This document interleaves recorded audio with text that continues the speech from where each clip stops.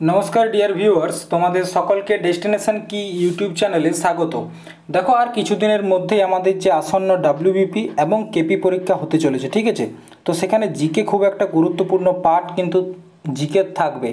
তো সেক্ষেত্রে তোমাদের জন্য যেটা করেছি সেটা কি, ডব্লিউবিপি কেপি যে জিকে বেশ কিছু প্র্যাকটিস সেট তোমাদের জন্য অলরেডি করানো হয়েছে এবং আজকে আরও একটা করাচ্ছি। দেখো প্রথমেই যে প্রশ্নটা আছে, প্রশ্নটা ভালো করে পড়ো। কি দেওয়া আছে যে পার্লামেন্টে কার সম্মতি ছাড়া কোনো অর্থ বিল পাস হয় না। অর্থ বিল বা মানি বিল, ঠিক আছে, মানি বিল।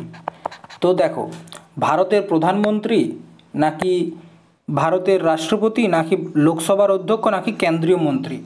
তো মনে রাখবে আমাদের যে পার্লামেন্ট, ঠিক আছে, সেই পার্লামেন্টে কোনো মানি বিল যদি পেশ করতে হয় কার অনুমতি দরকার, সেটা হচ্ছে ভারতের রাষ্ট্রপতির অনুমতি কিন্তু দরকার, ঠিক আছে। তো দেখো আর্টিকেল 111, এই আর্টিকেলটা খুব গুরুত্বপূর্ণ।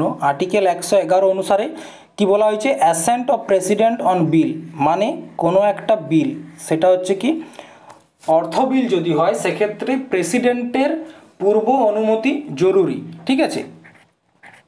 এরপর আরও একটা গুরুত্বপূর্ণ আর্টিকেল হচ্ছে আর্টিকেল 109। আর্টিকেল 109 কি বলা হয়েছে যে কোনো একটা মানি বিল, ঠিক আছে, মানি বিল, সেটা তার যে প্রস্তাবটা সেটা কোথায় পাস হবে, প্রথম হবে কিন্তু লোকসভাতে।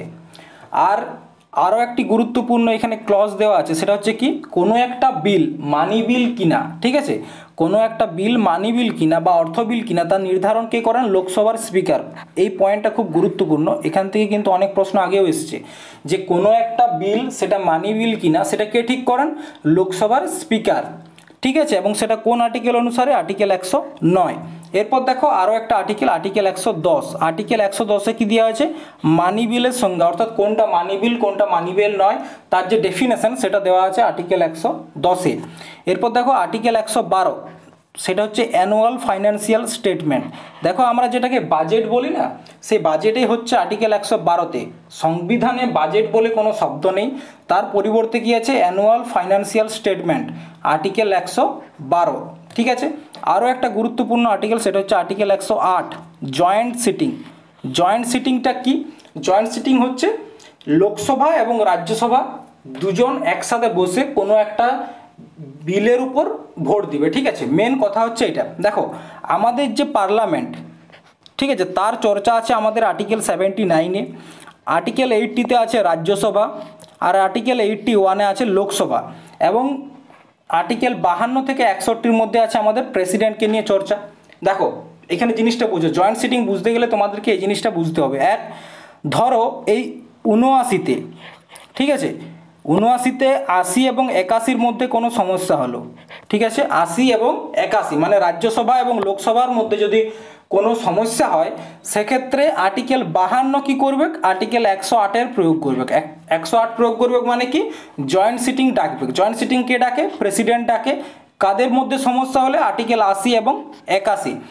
ধরো কোনো একটা বিল এলো, সেই বিলটা লোকসভা থেকে পাস হয়ে গেছে কিন্তু সেটা রাজ্যসভা থেকে পাস করছে না, সেক্ষেত্রে কি হবে, সেক্ষেত্রে কিন্তু আর্টিকেল 52 কী করবে, ভারতের যে প্রেসিডেন্ট তিনি কি করবেন, আর্টিকেল 108-এর সাহায্য নিয়ে জয়েন্ট সিটিং ডাকবে, ঠিক আছে। এরপর কিছু কিছু বিলের উপর কিন্তু জয়েন্ট সিটিং হয় না। মনে রাখবে যে সংবিধান সংশোধন যে বিল, কনস্টিটিউশনাল অ্যামেন্ডমেন্ট যে অ্যাক্ট, ঠিক আছে, এই ধরনের যে বিল থাকবে এই বিলের উপর কিন্তু কোনো রকম জয়েন্ট সিটিং হয় না, এইখানে কিন্তু জয়েন্ট সিটিং হয় না, এটা কিন্তু মনে রাখবে, ঠিক আছে। এরপর দেখো আর্টিকেল যে 52 থেকে 61 তোমাদেরকে বললাম, 52 থেকে 61 তার মধ্যে কিসের চর্চা আছে, আমাদের প্রেসিডেন্ট। তো দেখো আর্টিকেল 52-তে কী বলা হয়েছে যে ভারতের একটা প্রেসিডেন্ট থাকবে, এবং এই পদটা কোথা থেকে নেওয়া হয়েছে সেটা তোমরা কমেন্ট বক্সে জানাবে, কারণ এটা নিয়ে তোমাদেরকে অনেকবার এই প্রশ্নটা করিয়েছি, ঠিক আছে, যে প্রেসিডেন্টের পদটা আমরা কোথা থেকে নিয়েছি।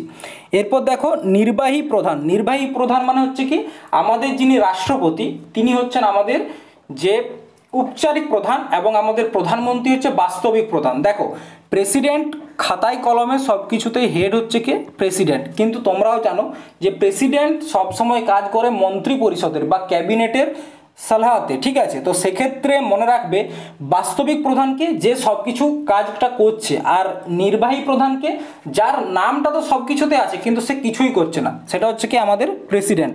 প্রেসিডেন্ট হচ্ছে আমাদের নির্বাহী প্রধান, এক্সিকিউটিভ হেড, ঠিক আছে। এরপর দেখো নির্বাচন, প্রেসিডেন্টের নির্বাচন, আর্টিকেল 54 কি বলা হয়েছে, প্রেসিডেন্টের নির্বাচন সম্বন্ধে বলা হয়েছে। দেখো এই নির্বাচনে কারা কারা অংশগ্রহণ করে, আর্টিকেল 54 অনুসারে যে সমস্ত ইলেকটেড এমএলএ, ঠিক আছে, এবং এমপি আছে, সেটা রাজ্যসভার হোক বা লোকসভার, যারা ইলেকটেড, যারা ভোট পেয়ে পরে নির্বাচিত হয়েছে, তারা কিন্তু এই প্রেসিডেন্টের যে ইলেকশন সেখানে অংশগ্রহণ করতে পারে।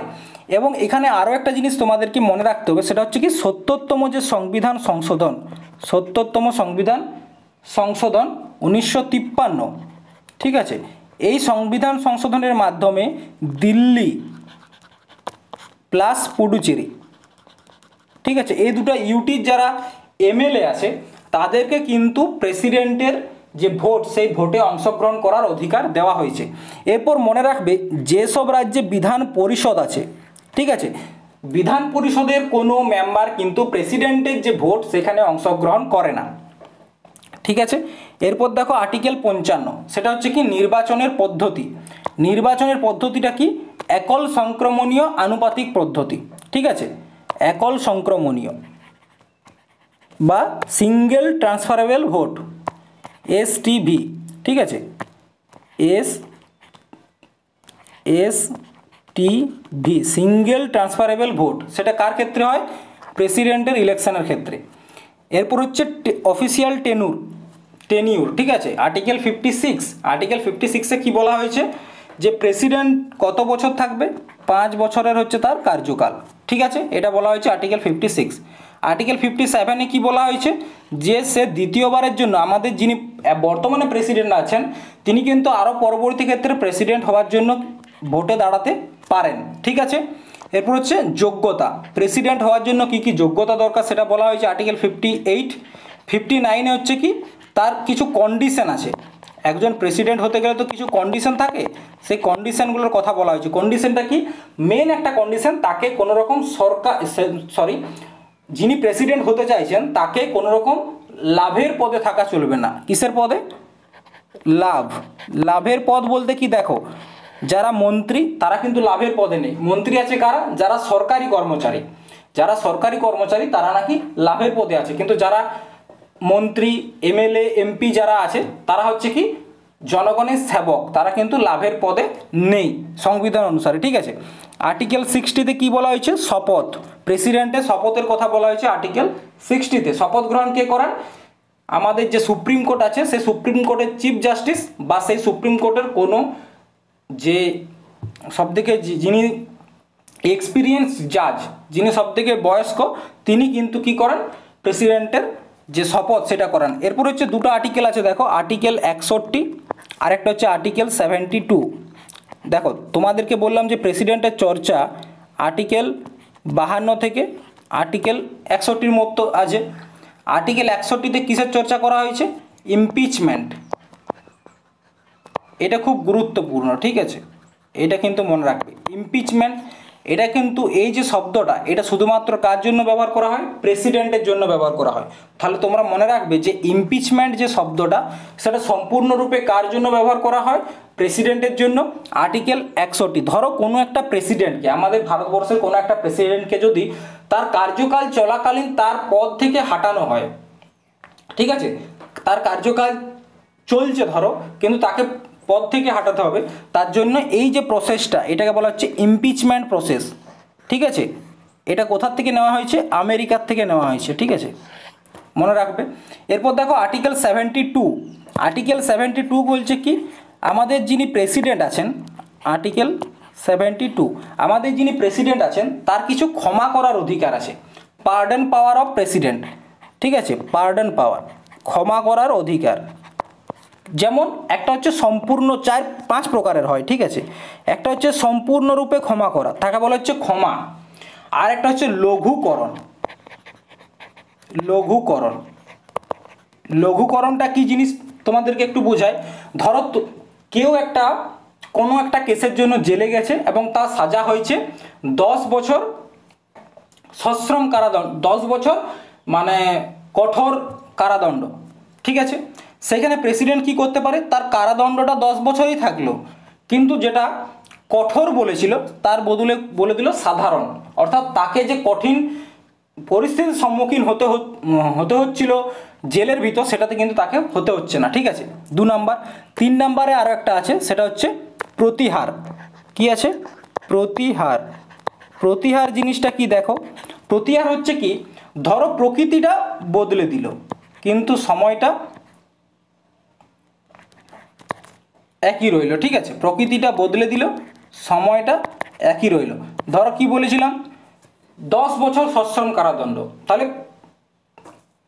এখানে 10 বছর সশ্রম কারাদণ্ড, তো তার 10 বছরেই কঠিন কারাদণ্ড, সরি দেখো কি বললাম, প্রতিহার। প্রতিহার জিনিসটা একটু ভালো করে বুঝতে হবে। প্রতিহার, প্রতিহার মানে হচ্ছে কি, ধরো কাউকে একটা জেল দিয়ে এলো 10 বছরের জন্য এবং তাকে বলা হলো সে সেখানে কঠিন সাজা ভোগ করবে। ঠিক আছে, তো প্রতিহারে কি করা হয়, তার যে সাজাটা সেটা কঠিনই রেখে দেয়, কিন্তু 5 বছর ধরো কম করে দিল, 10 বছরের জায়গায় 5 বছর, মানে সময়টাকে বদলে দিল।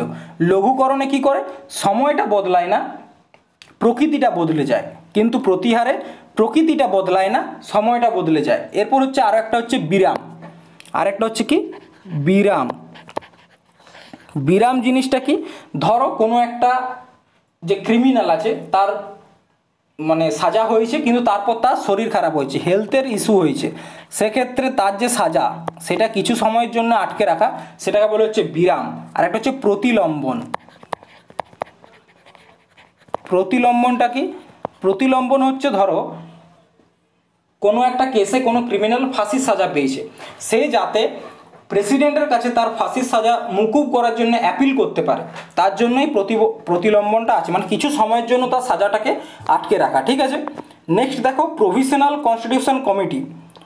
প্রভিন্সিয়াল কনস্টিটিউশন কমিটির চেয়ারম্যান কে ছিলেন? প্রভিন্সিয়াল মানে হচ্ছে তোমার ক্ষেত্রীয়, ঠিক আছে, বা প্রান্তীয়। যে প্রান্তীয় কনস্টিটিউশন কমিটি ছিল তার চেয়ারম্যান কে ছিলেন? সর্দার পাটেল, নাকি ডক্টর ভীমরাও আম্বেদকর, নাকি কে এম মুন্সি, নাকি ডক্টর রাজেন্দ্র প্রসাদ? তো মনে রাখবে যে প্রান্তীয় কনস্টিটিউশন কমিটি ছিল তার যিনি হেড ছিলেন সেটা কে ছিলেন? সর্দার পাটেল। সর্দার পাটেল, সর্দার বল্লভভাই প্যাটেল। এরপর দেখো যে কমিটিগুলো ছিল তার মধ্যে বেশ কিছু গুরুত্বপূর্ণ কমিটি আছে। তার মধ্যে দেখো ইউনিয়ন অ্যান্ড পাওয়ার কমিটি যেটা ছিল সেটা সম্পূর্ণরূপে ছিল জওহরলাল নেহরুর কাছে। Rules of procedure committee doctor Rajendra Prasad. আরেকটা বললাম প্রান্তীয় committee Sardar Patel. Steering committee doctor Rajendra Prasad. Drafting কমিটির হেড কে ছিলেন? B R Ambedkar. তাছাড়া union constitution committee Jawaharlal Nehru. State commission Jawaharlal Nehru. তাহলে এখান থেকে তোমরা বলতে পারো ইউনিয়নের যতগুলো যে কমিটি ছিল সবগুলোর ক্ষেত্রে কে ছিল? জওহরলাল নেহরু। তাহলে যদি তোমাদের কোনো অপশানে থাকে জওহরলাল নেহরু, তাহলে সেক্ষেত্রে দেখবে ইউনিয়ন শব্দটা যুক্ত আছে কিনা। ইউনিয়ন শব্দটা যুক্ত থাকলেই মনে রাখবে সেটা হচ্ছে হেড কে ছিল? জওহরলাল নেহরু, আমাদের পূর্ব প্রধানমন্ত্রী। এরপর দেখো প্রশ্ন হচ্ছে এ সেঞ্চুরি ইজ নট এনাফ, এটি কার আত্মজীবনী? এ century is not enough, Sachin Tendulkar, নাকি সৌরভ গাঙ্গুলি, নাকি যুবরাজ সিং, নাকি সুনীল গাভাস্কার? তো এ সেঞ্চুরি ইজ নট এনাফ এই যে আত্মজীবনীটি এটা হচ্ছে কার? সৌরভ গাঙ্গুলি, আমাদের সবার প্রিয় দাদার। ঠিক আছে, সবার প্রিয় কি দাদার হচ্ছে আত্মজীবনী হচ্ছে আমাদের কি? সৌরভ গাঙ্গুলির a century is not enough. এরপর বেশ কিছু প্লেয়ার আছে, স্পোর্টস পার্সন আছে যাদের যে অটোবায়োগ্রাফি বা তাদের লেখা যে বইগুলো আছে খুব গুরুত্বপূর্ণ। যেমন সচিন টেন্ডুলকারের playing it my way. Sachin Tendulkar কী নামে পরিচিত? The god of cricket. The god of cricket, ক্রিকেটের ঈশ্বর নামে কে পরিচিত? সচিন টেন্ডুলকার। সুনীল গাভাস্কারের লেখা দুটি বইয়ের নাম সানি ডেজ এবং ওয়ান ডে ওয়ান্ডার। ঠিক আছে, এই দুটো বই। যুবরাজ সিংয়ের লেখা বইটির নাম the test of my life. The test of my life. Sania মির্জার এস এগেনস্ট অডস। বিরাট কোহলির লেখা বইটির নাম কি? ড্রিভেন। বিরাট কোহলির লেখা বইটির নাম ড্রিভেন। দেখো রিসেন্টলি যে টি20 ওয়ার্ল্ড কাপটা হয়েছে 2024-এর, সেখানের ম্যান অফ দ্য ম্যাচ কে ছিল ফাইনালের? বিরাট কোহলি। তার জন্য তার যে লেখা বইটা খুব গুরুত্বপূর্ণ। কি নাম? ড্রিভেন। সুরেশ রায়নার লেখা বইটির নাম কি? বিলিভ। ঠিক আছে, নেক্সট দেখো কপিল দেব। কপিল দেবের লেখা বইটির নাম কি? আমাদের যে প্রথম বিশ্বকাপ এসেছিল 1983 সালে, তার যে ক্যাপ্টেন ছিলেন কে? কপিল দেব। ঠিক আছে, তার লেখা বইটির নাম স্ট্রেট ফ্রম দ্য হার্ট। কি? Straight from the heart. Vishwanath Anand হচ্ছে আমাদের একজন গ্র্যান্ড মাস্টার চেস দাবা খেলায়, তার লেখা বইটির নাম কি? Mind master. ঠিক আছে, অনিল কুম্বলের লেখা বইটির নাম কি? Wide angle. ঠিক আছে, ভিভিএস লক্ষ্মণ, তার লেখা বইটির নাম কি? 281 অ্যান্ড ইটস বিয়ন্ড। ঠিক আছে, মুরলীধরন লেখা বইটির নাম কি? 800। শ্রীলঙ্কার একজন স্পিনার। ঠিক আছে, প্রায় 800টা উইকেট তিনি কিন্তু পেয়েছেন তার ইন্টারন্যাশনাল কেরিয়ারে, তার জন্য তার বইটির নাম কি রেখেছেন? 800। আর পিটি উষার লেখা বইটির নাম কি? Golden girl. কি? Golden girl. এরপর দেখো, কবুলিয়ত ও পাট্টা প্রথা কে প্রচলন করেন? বাবর, শাহজাহান, নাকি শেরশাহ, নাকি আকবর? তো মনে রাখবে, কবুলিয়ত ও পাট্টা এই যে প্রথাটা, এই প্রথাটা প্রচলন করেছিলেন কে? শেরশাহ। কে প্রচলন করেছিলেন? শেরশাহ প্রচলন করেছিলেন। ঠিক আছে, শেরশাহকে মনে রাখবে আকবরের পথপ্রদর্শক বা পথ ফাইন্ডার বলা হয়। তাহলে আকবরের পথপ্রদর্শক বা পথ ফাইন্ডার কাকে বলা হয়? শেরশাহকে। যে গ্র্যান্ড ট্র্যাঙ্ক রোড, যেটাকে আমরা বর্তমানে কি বলি? GT road. ঠিক আছে, গ্র্যান্ড ট্র্যাঙ্ক রোড, এটা নির্মাণ কে করেছিলেন? শেরশাহ। ঠিক আছে, পাটনা শহরের যে নামকরণ, বর্তমানে যে শহরটি পাটনা আছে বিহারে, তার যে নামকরণ সেটাও কে করেছিলেন? শেরশাহ করেছিলেন। তিনি জারিবানা ও মুহাবিল্লা নামে দু ধরনের ট্যাক্স চালু করেছিলেন। ঠিক আছে, তিনি জব্দি প্রণালীর প্রচলন করেছিলেন, মানে জমি মাপার যে প্রণালী, জমি মাপার প্রণালী, ঠিক আছে, যেটাকে বলা হচ্ছে জব্দি প্রণালী, সেটির প্রচলনও কিন্তু তিনিই করেছিলেন। ঠিক আছে, তাছাড়া তিনি তিন ধরনের মোহর কি করেছিলেন? প্রচলন করেছিলেন। তিন ধরনের মোহর কি কি ছিল? একটার নাম ছিল আশরাফি। কি নাম ছিল? আশরাফি মানে হচ্ছে সোনার মোহর, সোনার কয়েনকে বলা হতো আশরাফি। এবং একটা হচ্ছে কি রুপিয়া, যেটা আমাদের এখনও প্রচলন আছে, সেটা হচ্ছে কি রূপার কয়েনকে বলা হতো রুপিয়া। আর একটা হচ্ছে দাম, আমরা এখনও দেখবে ব্যবহার করি যে এই জিনিসটার দাম কত। দাম বলতে কি, শেরশাহর আমলে সেটা ছিল তামার যে মুদ্রা, ঠিক আছে, তাকে বলা হতো দাম। এটা হচ্ছে কি সব থেকে নিম্নমানের, মানে যারা গরিব শ্রেণীর লোক ছিল, যাদের অর্থের অভাব ছিল, তারা এই দামটা ব্যবহার করতো, তামার মুদ্রা। ঠিক আছে, তো দাম, রুপিয়া এবং আশরাফি এই তিন ধরনের মুদ্রা কে প্রচলন করেছিলেন? শেরশাহ। ঠিক আছে, মনে থাকবে। এরপর দেখো, স্বরাজ পার্টির প্রধান নেতা কে ছিলেন? স্বরাজ পার্টি। ঠিক আছে, তো মনে রাখবে এই যে স্বরাজ পার্টির স্থাপনা, এটা হয়েছিল 1923 সালে। কবে হয়েছিল? 1923 সালে। এবং এই স্বরাজ পার্টির প্রথমে নাম ছিল কংগ্রেস খিলাফত স্বরাজ পার্টি। কি নাম ছিল? কংগ্রেস খিলাফত স্বরাজ পার্টি। ঠিক আছে, এবং এই স্বরাজ পার্টির স্থাপনা করেছিল কে জানো? মতিলাল নেহেরু, সিআর দাস, চিত্তরঞ্জন দাস, এবং তার সাথে আরও একজন ছিল যে নামটা আমরা মনে রাখি না, সেটা হচ্ছে এনসি কেলকার। ঠিক আছে, এই স্বরাজ পার্টির স্থাপনা করেছিলেন ভগৎ সিং এবং চন্দ্রশেখর আজাদ। দেখো, এনারা একটা গুরুত্বপূর্ণ যে পার্টি ছিল সেটা হচ্ছে কি Hindustan socialist Republican association. Hindustan, অন্য কালার লিখছি, ঠিক আছে, হিন্দুস্তান সোশ্যালিস্ট রিপাবলিকান অ্যাসোসিয়েশন বা আর্মি। তার ফাউন্ডিং মেম্বার কারা ছিল? ভগৎ সিং এবং চন্দ্রশেখর আজাদ। এখানে দেখো আরও একটা পার্টির কথা তোমাদেরকে মনে রাখতে হবে, সেটা হচ্ছে গদর পার্টি। ঠিক আছে, এইখান থেকে প্রশ্ন কিন্তু প্রায়ই আসে। এই গদর পার্টির স্থাপনা হয়েছিল 1913 সালে। কোথায় হয়েছিল সেটাও গুরুত্বপূর্ণ, সেটা হচ্ছে স্যান ফ্রান্সিসকো। ঠিক আছে, স্যান ফ্রান্সিসকো। এবং এটি কে করেছিলেন? সংস্থাপনা কে করেছিলেন? লালা হরদয়াল। ঠিক আছে, তাহলে স্বরাজ পার্টির নেতা কে ছিলেন? মতিলাল নেহেরু, সিআর দাস এবং এনসি কেলকার। আর হিন্দুস্তান সোশ্যালিস্ট রিপাবলিকান অ্যাসোসিয়েশন বা আর্মির কে ছিলেন? ভগৎ সিং ও চন্দ্রশেখর আজাদ।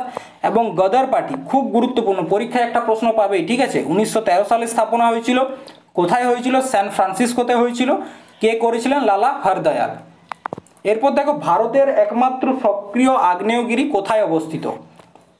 মনে রাখবে এখানে যে ভারতের একমাত্র সক্রিয় যে আগ্নেয়গিরি সেটা অবস্থিত হচ্ছে আন্দামান নিকোবরের ব্যারেন দ্বীপে। কোথায়? আন্দামান নিকোবরের ব্যারেন দ্বীপ। ঠিক আছে, দেখো আন্দামান নিকোবর যে আইল্যান্ড আছে সেটা সম্বন্ধে একটা বেসিক যে ধারণা সেটা তোমাদের থাকা দরকার। দেখো একেবারে নর্থে আছে কোকো আইল্যান্ড, এটার নাম হচ্ছে কি কোকো আইল্যান্ড। কোকো আইল্যান্ড এটা জওহরলাল নেহরু মায়ানমারকে গিফট করেছিল। ঠিক আছে, এবং মায়ানমার বর্তমানে এটা কাকে দিয়ে দিয়েছে? চায়নাকে দিয়েছে। আগে এটা ভারতের কাছে ছিল কোকো আইল্যান্ড।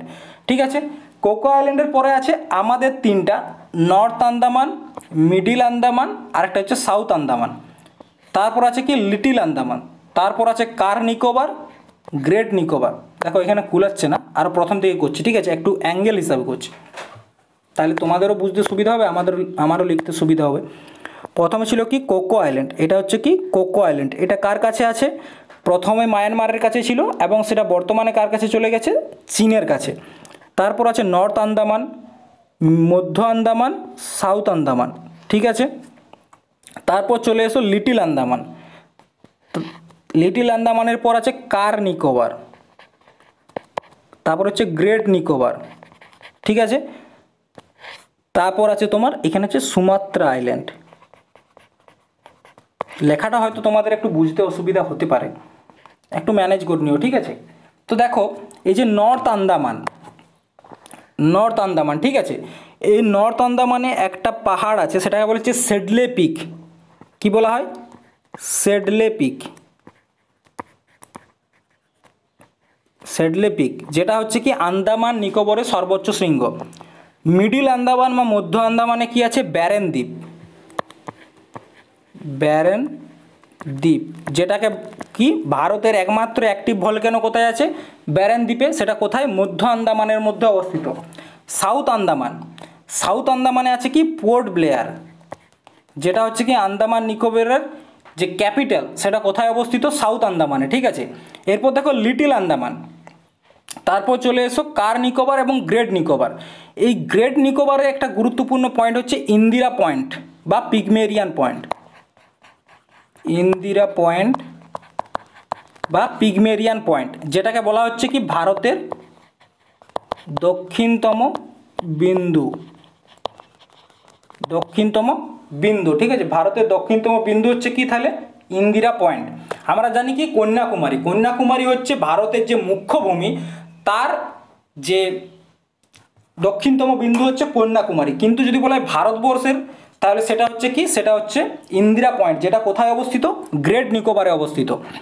এরপর দেখো নর্থ আন্দামান, মধ্য আন্দামান, সাউথ আন্দামানের পরে একটা দাগ দিয়েছি, এটাকে বলা হচ্ছে কি ডাক্কান পাস।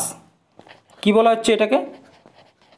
ডাক্কান পাস। ঠিক আছে, বোঝা গেছে। এরপর দেখো লিটিল আন্দামান এবং কার নিকোবরকে আলাদা করছে কি 10 ডিগ্রি অক্ষাংশ। ঠিক আছে, আর গ্রেট নিকোবরের যে ইন্দিরা পয়েন্ট আছে সেটা হচ্ছে তোমার 6 ডিগ্রি 45 মিনিট। এটার অক্ষাংশ কত? 6 ডিগ্রি 45 মিনিট। এবং গ্রেট নিকোবর এবং সুমাত্রা আইল্যান্ডকে আলাদা করেছে কি? সেটা হচ্ছে গ্রেট চ্যানেল। এটাকে বলা হচ্ছে কি গ্রেট চ্যানেল। এই গ্রেট চ্যানেল কি করছে? ইন্ডিয়া এবং ইন্দোনেশিয়াকে আলাদা করছে।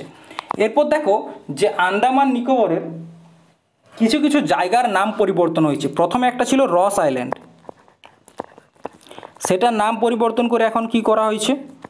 এখন করা হয়েছে রস বোস। রস বোস বা বোস আইল্যান্ড করা হয়েছে। আর একটা ছিল কি হ্যাভলক আইল্যান্ড, যেটার নাম পরিবর্তন করে কি করা হয়েছে? স্বরাজ দ্বীপ। স্বরাজ দ্বীপ। এরপর আন্দামান নিকোবরের কিছু জনজাতির সম্বন্ধে তোমরা জেনে নাও। সেটা হচ্ছে কি কয়েকটা গুরুত্বপূর্ণ জনজাতি আছে। একটা হচ্ছে কি নিকোবারি, একটা হচ্ছে নিকোবারি, আর কি আছে? আর আছে জারবা আছে, সেন্টালিজ আছে। ঠিক আছে, জারবা, সেন্টালিজ, স্যাম্পেন, এগুলো হচ্ছে কি? এগুলো হচ্ছে তোমার যে আন্দামান নিকোবর সেখানকার বেশ কিছু গুরুত্বপূর্ণ জনজাতি বা ট্রাইব। এরপর দেখো পরবর্তী প্রশ্ন, জোহর কাপের সুলতান কোন খেলার সঙ্গে যুক্ত? জোহর কাপ সুলতান ট্রফি কোন খেলার সাথে যুক্ত? ঠিক আছে, ব্যাডমিন্টন, ক্রিকেট, ফুটবল নাকি হকি? তো দেখো এই যে জোহর কাপ আছে সেটা যুক্ত হচ্ছে হকি। আন্ডার 17 যে কাপ, হকির একটা আন্ডার 17 কাপ হচ্ছে কি জোহর কাপ। এরপর দেখো কোন খেলার সাথে কোন কোন ট্রফি যুক্ত আছে গুরুত্বপূর্ণ, যেমন হকির সাথে কি কি যুক্ত আছে দেখো, সুলতান আজলান শাহ কাপ আছে, আগা খান কাপ আছে, রঙ্গস্বামী কাপ খুব গুরুত্বপূর্ণ, পরীক্ষায় প্রায় আসে, Dhyan Chand trophy, lady Ratan Tata, Begum Rasul cup, Begum Rasul cup হকির সাথে যুক্ত, হিম গোল্ড কাপ কিসের সাথে যুক্ত? হকির সাথে। ক্রিকেট, ক্রিকেটের সাথে কী কী যুক্ত দেখো, Ranji trophy, CK Naidu, Deodhar trophy, Dilip trophy, Vijay Hazare trophy. তাহলে ক্রিকেটের সাথে কী কী আছে? রঞ্জি ট্রফি আছে, CK Naidu trophy, Deodhar trophy, Dilip trophy, Vijay Hazare trophy, তাছাড়া যে ওয়ার্ল্ড কাপ, তারপরে চ্যাম্পিয়ন্স ট্রফি, এগুলো কিন্তু আছেই। ঠিক আছে, এরপর দেখো ফুটবল, ফুটবলের সাথে কী কী যুক্ত? ডুরান্ড কাপ, এই ডুরান্ড কাপ হচ্ছে এশিয়ার সবথেকে পুরাতন ফুটবল কাপ। এশিয়ার সবথেকে পুরাতন ফুটবল কাপ কোনটি? Durand cup. Santosh trophy, FIFA world cup, Uber cup, Begum Hazrat Mahal cup, Begum Hazrat মহল ফুটবল, আর Begum Rasul cup hockey, Copa cup football. ব্যাডমিন্টনের সাথে কী কী যুক্ত দেখো, উবার কাপ আছে, Thomas cup, Sudirman cup, Amrit Dewan trophy, এগুলো কিসের সাথে যুক্ত? ব্যাডমিন্টনের সাথে যুক্ত। এরপর দেখো গলফ, গলফের সাথে যুক্ত হচ্ছে রাইডার কাপ, এটা হচ্ছে এসএসসির সব থেকে প্রিয় একটা কোয়েশ্চেন, যে রাইডার কাপ কিসের সাথে যুক্ত? গলফ। ঠিক আছে, টেনিসের সাথে একটা যুক্ত কাপ হচ্ছে কি হফম্যান, গুরুত্বপূর্ণ, এবং পোলোর সাথে যুক্ত হচ্ছে রাধা মোহন। ঠিক আছে, রাধা মোহন, সেটা হচ্ছে পোলোর সাথে যুক্ত। এরপর তোমরা একটা প্রশ্নের উত্তর দিবে, সেটা হচ্ছে কি কোন কোন মুসলিম শাসক পোলো খেলতে যেয়ে মারা গিয়েছিলেন? ঠিক আছে, কোন মুসলিম শাসক পোলো খেলতে যেয়ে মারা গিয়েছেন? এরপর দেখো বরাকর কোন নদীর প্রধান শাখা নদী? বরাকর কোন নদীর প্রধান শাখা নদী? গঙ্গা, দামোদর, ব্রহ্মপুত্র নাকি গোদাবরী? তো মনে রাখবে যে বরাকর নদী হচ্ছে কি দামোদর নদীর একটা গুরুত্বপূর্ণ শাখা নদী, এবং এই বরাকর নদীর উপরেই গড়ে উঠেছে তিলাইয়া বাঁধ, ঝাড়খণ্ডের একটি বাঁধ, সেটা হচ্ছে কি তিলাইয়া বাঁধ। তিলাইয়া বাঁধ কোথায় গড়ে উঠেছে? এই দামোদরের যে বরাকর নদী তার উপর গড়ে উঠেছে তিলাইয়া বাঁধ, তিলাইয়া বাঁধ কোথায় অবস্থিত? ঝাড়খণ্ডে অবস্থিত। এরপর দেখো কি বলা হয়েছে, গঙ্গা, গঙ্গার কয়েকটি উপনদীর নাম বলো। একটা হচ্ছে কি যেমন রামগঙ্গা আছে, রামগঙ্গা আছে, গণ্ডক আছে, তাছাড়া আর কি আছে? তাছাড়া আছে বুড়িগঙ্গা, এটা আগের দিন ক্লাসেও তোমাদেরকে করিয়েছি। তাছাড়া সোন নদী। ঠিক আছে, এগুলো হচ্ছে কি গঙ্গা নদীর। ব্রহ্মপুত্র নদীর কয়েকটি উপনদী, যেমন দিবাঙ্গ, দিবাঙ্কার উপনদী ব্রহ্মপুত্র, লোহিত নদী। ঠিক আছে, তাছাড়া আছে মানস, এগুলো কিসের? এগুলো সব হচ্ছে ব্রহ্মপুত্র। এরপর আরও একটা নদী রয়ে গেল, সেটা হচ্ছে কি গোদাবরী। গোদাবরীর কয়েকটি, একটা যেমন তোমরা বলতে পারো ইন্দ্রাবতী, পরীক্ষায় আসে কিন্তু প্রশ্নগুলো, ঠিক আছে, ইগনোর করো না।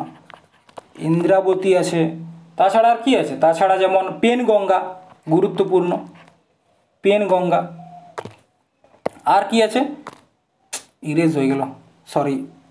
ঠিক আছে, গোদাবরীর কি পেনগঙ্গা, পেনগঙ্গা আছে, ইন্দ্রাবতী, তারপর হচ্ছে বেনগঙ্গা, বেনগঙ্গা, প্রবরা, ইন্দ্রাবতী, এগুলো হচ্ছে কিসের? এগুলো হচ্ছে গোদাবরীর কিছু গুরুত্বপূর্ণ উপনদী। ঠিক আছে, নেক্সট দেখো ভজন সোপারি একজন বিখ্যাত সঙ্গীতজ্ঞ, তিনি কোন বাদ্যযন্ত্রের সঙ্গে যুক্ত? তো দেখো এখানে কতকগুলো বাদ্যযন্ত্র দেওয়া আছে এবং তাদের কিছু গুরুত্বপূর্ণ যে আর্টিস্ট আছে তাদের নামও কিন্তু দেওয়া রয়েছে, একবার দেখে নাও। প্রথমে আছে সরোদ, সরোদ বাদক কে কে আছেন? আলাউদ্দিন খান, আলী আকবর খান, এই দুটো নাম তোমরা নোট করে রাখো, পরীক্ষায় একটা পাবেই। সেহনাই বিসমিল্লা খান, ভারতরত্ন প্রাপক, ঠিক আছে, বিসমিল্লা খান। সন্তুর শিবকুমার শর্মা, ভজন সোপারি, তাহলে ভজন সোপারি কিসের সাথে যুক্ত? সন্তরের সাথে বা সন্তুর, তাহলে অ্যান্সার হচ্ছে কি সন্তুর। এরপর দেখো সিতার, সিতার বাদক পণ্ডিত রবিশঙ্কর, আব্দুল লতিফ। পণ্ডিত রবিশঙ্কর একটা ফেমাস নাম, কি পণ্ডিত রবিশঙ্কর। বীণা, বীণার মধ্যে কে কে আছেন? এস বালচন্দ্রন আছেন, বিশ্বমোহন ভট্ট, আসাদ আলী খান। তাহলে কে কে আছেন? এস বালচন্দ্রন, বিশ্বমোহন ভট্ট, আসাদ আলী খান। আর তবলায় কে কে আছেন? জাকির হোসেন এবং কিষান মহারাজ। জাকির হোসেন ও কিষান মহারাজ।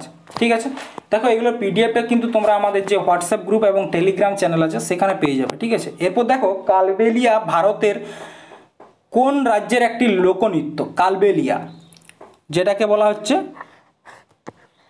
একটা ফোক ডান্স।